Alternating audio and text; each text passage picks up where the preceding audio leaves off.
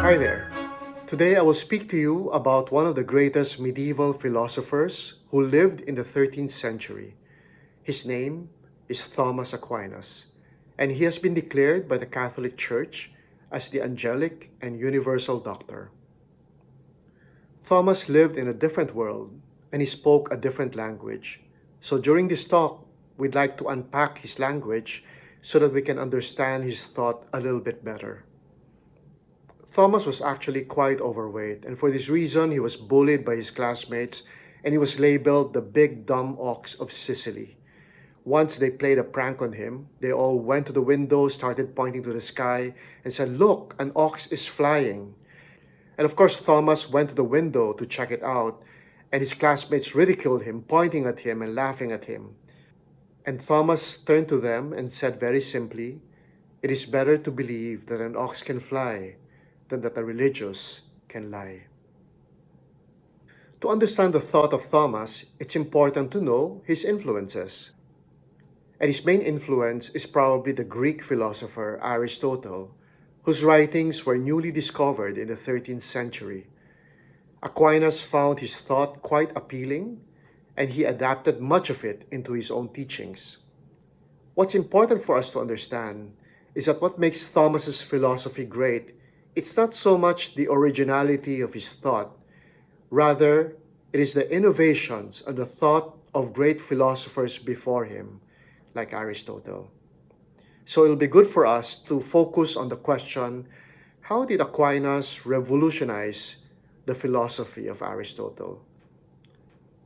It's hard to summarize the philosophy of Thomas Aquinas, but for our purposes, it's important to focus on four central concepts in his philosophy. And these concepts are God, being, causation, and change. For us to be able to wrap our minds around these four central concepts in Thomistic philosophy, it's important for us to understand his language. And there are three pairs of categories that are important. The first is act and potency. The second is form and matter. And the third is essence and existence. We're going to focus on the concept of change, and for this, we're going to use the two pairs of categories, act and potency, and form and matter. The concept of change for Aquinas and his categories of act and potency, form and matter are going to play a very important role when we talk about the metaphysics of Aquinas, his worldview, and the place of God in that world. Let's try to make sense of those categories. Change, or motion as he called it, is a very important concept in Thomistic philosophy. Let's try to trace the origins of his thoughts. Let's begin with the Greek philosopher Parmenides. For Parmenides, change is impossible. A being can change only if caused to do so by something else. But for Parmenides, the only thing other than being is non-being. And since non-being is nothing, it cannot cause anything.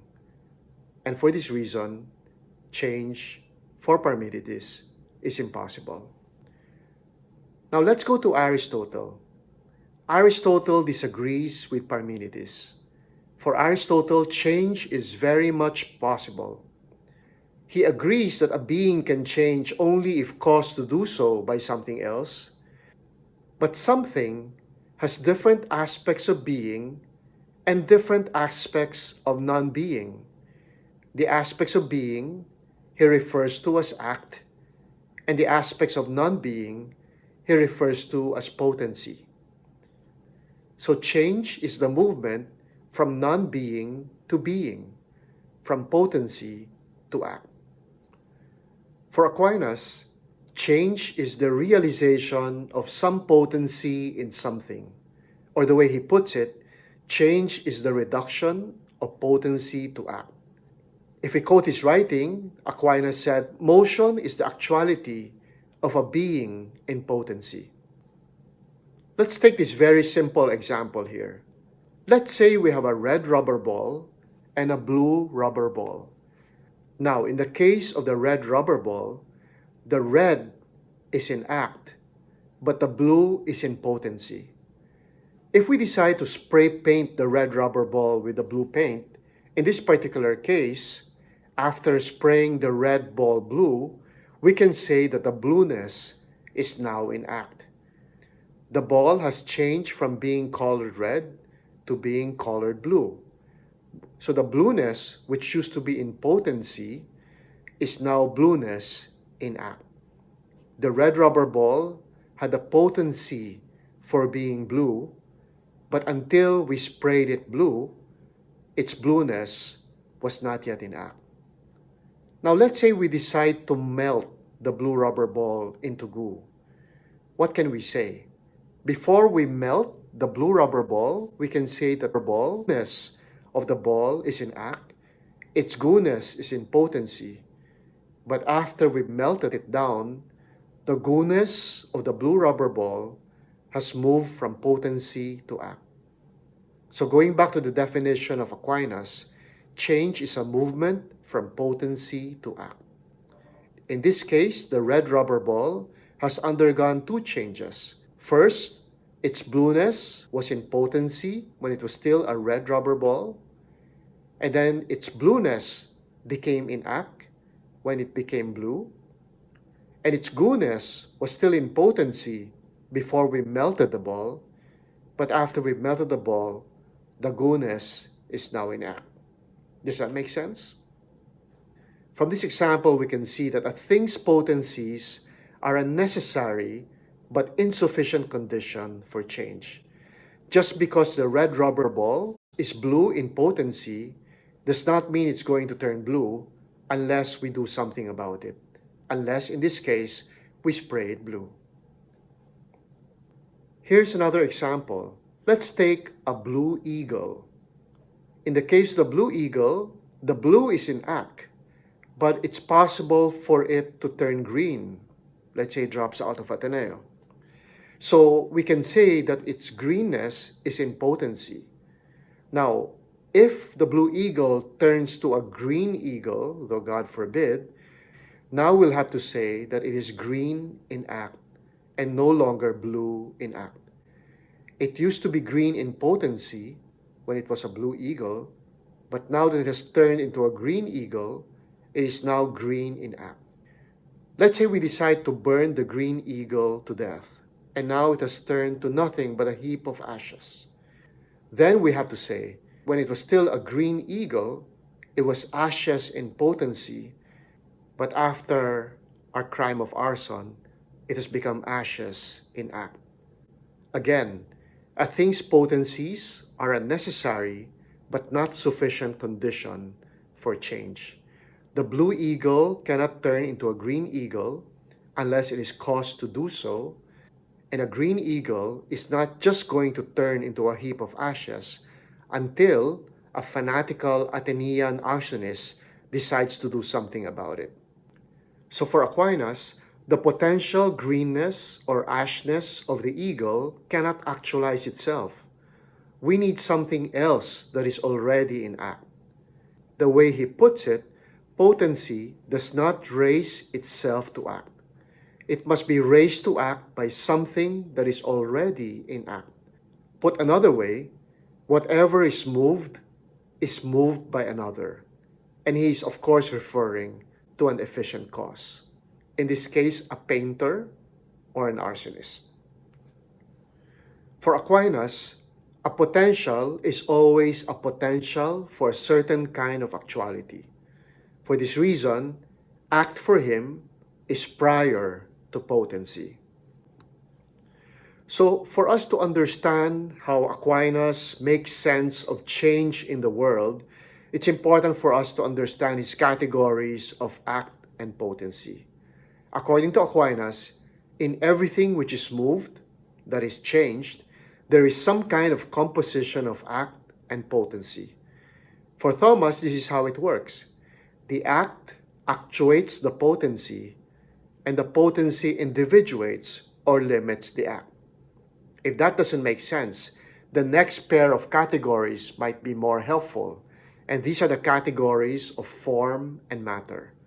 For Thomas, form actuates matter, and matter individuates or limits form. In the Metaphysics of Aquinas, all material beings, with no exception, are a composition of form and matter. Going back to our previous example, in the case of the red rubber ball, the rubber is the matter, and its redness and its ballness are its form. So in this case, the redness and the ballness actuate the rubber, but the rubber individuates and limits the redness and ballness. There are many red rubber balls in the world, but this particular rubber individuates, limits the redness and ballness to come up with this particular red rubber ball. So far, we have two big ideas about Thomas's understanding of the phenomenon of change. The first is that change is always a movement from potency to act. And secondly, change will not happen unless it is brought about and caused by something that is already in act, an efficient cause. There's a third big idea as far as the Thomistic understanding of change is concerned, and this pertains to the distinction between accidental change and substantial change. For Thomas, there are two kinds of changes. The first is accidental change. By accidental change, we're referring to something similar to what happened to the red rubber ball when we sprayed it with blue paint. Its color changed, and this change in color is nothing but an accidental change. It did not change the substance of the ball. But when we decided to melt the blue rubber ball into goo, that is no longer accidental change. That is substantial change, because the ballness has finally disappeared. So in the case of the red rubber ball, the color red is an accidental property, but its being a rubber ball is a substantial property. For Thomas, what makes something exist substantially is called substantial form. In the case of the red rubber ball, its substantial forms include its rubberness and its ballness, and its accidental form is its color. So far as these two pairs of categories are concerned, the categories of act and potency and the categories of form and matter, Aquinas has so far not departed from Aristotle's hylomorphism. However, it's important to clarify that Aristotle and Aquinas' notion of form is not identical to the Platonic forms, lest we misunderstand. The Platonic forms are universals, and they exist as extra mental realities. They exist independently of the mind, and for Plato, they exist independently in what he calls the world of forms. This is a form of extreme realism. For Aristotle and Thomas, however, forms are universals that are conceptual realities. They do not exist outside the mind. They are conceptual realities that are grounded in things that actually exist. Now this, in contrast to Plato's extreme realism, is called moderate realism. In contrast to Plato, Aristotle and Aquinas' forms cannot exist apart from the individual substances that instantiate them. There is no redness or rubberness that exists independently in some world of forms. They necessarily exist in the individual substances, in this case, the red rubber balls. Moreover, for Aquinas as well as Aristotle, not every form exists in a material substance. There can be forms without matter. For Thomas, there are the angels, and of course, the human soul that exists after death. Aristotle and Aquinas both subscribe to the doctrine of hylomorphism, which pertains to the categories form and matter, and act and potency. Let's try to unpack what this doctrine teaches. So, for both of them, form actuates matter. This means that form brings matter from potential to actual existence. On the other hand, matter individuates and limits form. This means that matter cannot exist in itself without form. Matter is the potentiality of form. It has the capacity to change or take on a new form. When form actuates matter, and matter individuates and limits form, we end up with essence. It is form that makes a substance a substance. For Aquinas, matter is the principle of individuation. What about pure potentiality? Is that something that can exist? For Aquinas, what is in potency to exist substantially is called prime matter. But, he adds, since all cognition and every definition are through form, it follows that prime matter cannot be known. It cannot be defined not of itself, but through the composite. So if we look at this diagram, we have in the middle a substance, which is always a combination of act and potency, which accounts for change in the world, because change is nothing but a movement from potency to act. There is prime matter, which is pure potentiality. And then, of course, there is pure act. While potency cannot exist without act, act can exist without potency. That's why we have pure act. Likewise, form can exist without matter, even though matter cannot exist without form. Here are four big ideas to summarize what Thomas is trying to say about change. First, change is nothing but a movement from potency to act.